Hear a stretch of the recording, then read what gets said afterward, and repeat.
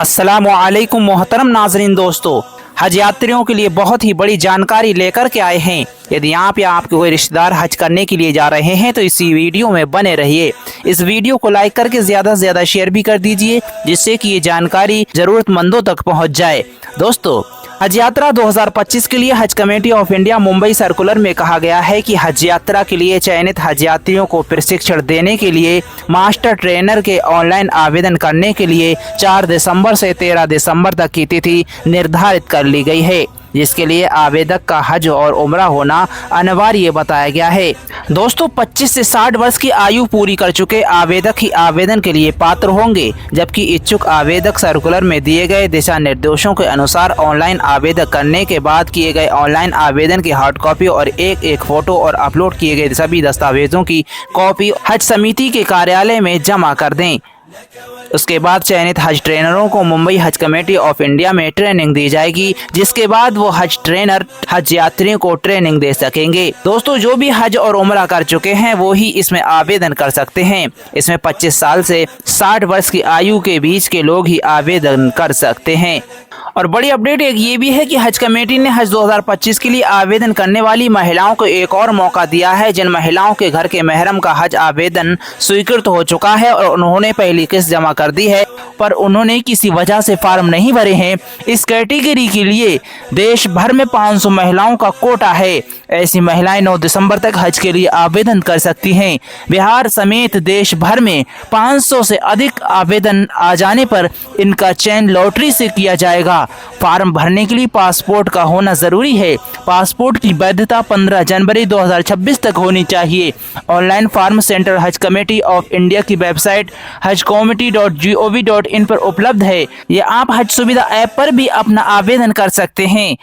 हज 2025 के सफर पर जाने वाले जायरीनों के लिए हज कमेटी ऑफ इंडिया की ओर से दूसरी किस्त की रकम की सूची भी जारी कर दी गई है। दूसरी किस्त के रूप में जायरीनों को 1,42,000 रुपए जमा करने होंगे। दूसरी किस्त जमा करने की अंतिम तिथि 16 दिसंबर तक है। इससे पहले जायरीनों से हज की पहली किस्त के रूप में 1,30,300 रुपए लिए गए थे। हज पर जाने वाले जायरीन दूसरी किस्त भारतीय स्टेट बैंक या फिर यूनियन बैंक ऑफ इंडिया के किसी भी शाखा में जमा कर सकते हैं। हज कमेटी ऑफ इंडिया द्वारा महरम श्रेणी की महिलाओं के लिए भी ऑनलाइन हज आवेदन करने की घोषणा की गई है। स्पाइसजेट ने 4 भारतीय शहरों कोलकाता, गुवाहाटी, श्रीनगर और गया से हज उड़ानें शुरू करने का अधिकार हासिल कर लिया है। ऐसा मीडिया रिपोर्ट्स के अनुसार बताया जा रहा है। ये उड़ानें स्पाइसजेट 2025 में शुरू करेगा। एक मीडिया रिपोर्ट्स में एयरलाइन ने कहा कि वह अगले साल करीब 15,500 हज यात्रियों को लेकर जाएगा सऊदी अरब के लिए, जो 2024 में 13,000 हज यात्रियों की तुलना में 18% की शानदार बढ़ोतरी नजर आ रही है। स्पाइसजेट ने कहा कि वह अगले साल 100 से ज्यादा स्पेशल हज उड़ानें शुरू करेगा, जिसमें नैरो बॉडी और वाइड बॉडी विमान का इस्तेमाल किया जाएगा। दोस्तों, स्पाइसजेट के लिए हज एक महत्वपूर्ण रेवेन्यू जनरेटर रहा है और एयरलाइन को 2025 में इन परिचालनों से 185 करोड़ रुपए कमाने की उम्मीद है। ऐसा मीडिया रिपोर्ट्स के अनुसार बताया जा रहा है। स्पाइसजेट ने कहा कि वह 2019 से विशेष वार्षिक हज उड़ानों का सफलतापूर्वक संचालन कर रही है। दोस्तों, पिछले हज सीजन के दौरान स्पाइसजेट ने 2 वाइड बॉडी एयरबेस विमान तैनात किए थे, जिनमें से प्रत्येक में 324 यात्रियों के बैठने की क्षमता थी। स्पाइसजेट ने कहा कि 2025 में एयरलाइन अपनी सेवाओं को और बेहतर बनाने के लिए काम कर रहा है। तीर्थयात्रियों के लिए आरामदायक और सुगम यात्रा की गारंटी देने के लिए सभी कार्य किए जा रहे हैं। दोस्तों, पिछले वर्ष की तरह इस वर्ष भी ज्यादा संख्या में महिलाएं बिना किसी महरम के हज यात्रा करने जाएंगी। इस बार देश भर से 3,000 से अधिक महिलाएं हज यात्रा करने वाली हैं। महाराष्ट्र हज कमेटी ऑफ इंडिया के एक वरिष्ठ अधिकारी के मुताबिक नियमों में बदलाव के बाद इस बार भी हज यात्रा पर जाने वाली 3,000 से अधिक अकेली महिलाएं हैं, जिसमें से महाराष्ट्र से 500 महिलाएं अकेले हज यात्रा के लिए जाएंगी। वर्ष 2018 में भारत से पहली बार बार बिना महरम के 45 वर्ष की आयु से ज्यादा की महिलाएं हज पर गई थीं। उस वर्ष 29 राज्यों में से 1308 मुस्लिम महिलाओं ने ही इसके लिए आवेदन किया था।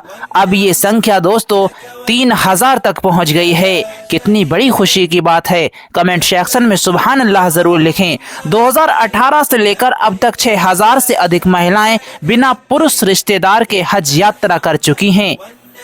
दोस्तों, हज नीतियों के मुताबिक 45 वर्ष से ज्यादा उम्र की महिलाएं जिनके पास महरम ना हो वो 4 या उसके अधिक संख्या में महिलाओं के समूह के साथ हज पर जा सकती हैं। सऊदी अरब के अनुसार अकेली महिला भी इसके लिए आवेदन दे सकती है और इन महिलाओं के समूह का गठन हज कमेटी ऑफ इंडिया कर सकती है। प्रतीक्षा सूची के 13,000 हज यात्रियों को मिला है मौका। दोस्तों, वेटिंग लिस्ट वालों के लिए बड़ी खुशखबरी है। इस बार वेटिंग लिस्ट से हज यात्रियों को अधिक मौका मिला है। 13,549 हज यात्रियों को हज शुल्क भरने के निर्देश हज कमेटी की ओर से दिए गए हैं। दोस्तों, वेटिंग लिस्ट से जिन हज यात्रियों का सिलेक्शन हुआ है उन्हें 2,72,300 रुपए जमा करने होंगे। 1,30,300 रुपए पहली किस्त के और दूसरी किस्त 1,42,000 रुपए जमा हो रही है। तो वेटिंग लिस्ट से जिन हाजियों का सिलेक्शन हुआ है उन्हें दोनों किस्तें एक ही बार में जमा करनी होंगी। हज इस्लाम के 5 स्तंभों में से एक और महत्वपूर्ण काम है। यह हर मुसलमान पर जीवन में एक बार जरूरी है यदि वे शारीरिक और वित्तीय रूप से सक्षम हैं। हज का आयोजन मक्का सऊदी अरब में हर साल इस्लामी कैलेंडर के 12वें महीने में यानी ज़िलहज्जा में होता है और ये लगभग 1 सप्ताह लंबा रहता है। हज के दौरान मुसलमान अल्लाह से अपने कबूलियत और मार्गदर्शन की प्रार्थना करते हैं। दोस्तों, हज यात्रा शुरू करने से पहले मुसलमानों को एक विशेष सफ़ेद कपड़े पहनने होते हैं जिसे एहराम कहा जाता है। ये कपड़े पुरुषों के लिए 2 सफेद चादरें होती हैं जबकि महिलाओं के लिए एक साधारण ढील ढाला कपड़ा होता है। एहराम पहनने के बाद व्यक्ति विशेष रूप से कुछ कार्यों से बचता है जैसे कि शिकार या गुस्सा और अन्य गलत कार्यों से बचना होता है। हज में हाजियों को तवाफ करना होता है। काबा के पास सफा और मरवा पहाड़ियों के बीच 7 बार दौड़ने या चलने की प्रक्रिया को सही कहा जाता है। यह हजरत हाजरा द्वारा अपने बेटे इस्माइल के लिए पानी की खोज के प्रयासों को याद करता है। दोस्तों, हज के दौरान एक परंपरा है जिसे ज़मरा कहते हैं जिसमें हज यात्री 3 अलग अलग स्थानों पर पत्थर फेंकते हैं। ये घटना अल्लाह की राह में इब्राहिम अलैहिस्सलाम द्वारा शैतान को पत्थर मारने की याद दिलाती है। कुर्बानी भी की जाती है। हज के दौरान एक निश्चित समय पर मुसलमान जानवरों जैसे कि बकरी, ऊंट की कुर्बानी करते हैं। ये इब्राहिम अलैहिस्सलाम के अपने पुत्र इस्माइल को अल्लाह के आदेश पर बलिदान करने की याद दिलाता है। हज के दौरान मुसलमान अपने पापों के लिए अल्लाह से माफ़ी मांगते हैं और दुआ करते हैं ताकि उन्हें हर प्रकार की बुराई से बचाया जा सके और उनकी आत्मा शुद्ध हो सके। हज पूरी करने के बाद मुसलमानों को हाजी कहा जाता है।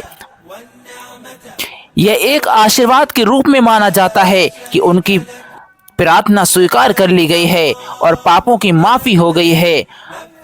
हज केवल उन्हीं मुसलमानों पर ज़रूरी है जो शारीरिक रूप से यात्रा करने में सक्षम हैं और आर्थिक रूप से इसे पूरा करने के लिए सक्षम हैं। हज यात्रा पर जाने के लिए किसी विशेष उम्र की सीमा नहीं है, लेकिन यात्रा के शारीरिक और मानसिक चुनौतीपूर्ण होने के कारण बुजुर्गों और स्वास्थ्य संबंधी समस्याओं वाले लोगों के लिए ये कठिन हो सकता है। हज केवल ज़िलहज्जा के महीने में ही किया जा सकता है और ये यात्रा शुरू होने के ठीक समय से निर्धारित समय पूरा करनी होती है।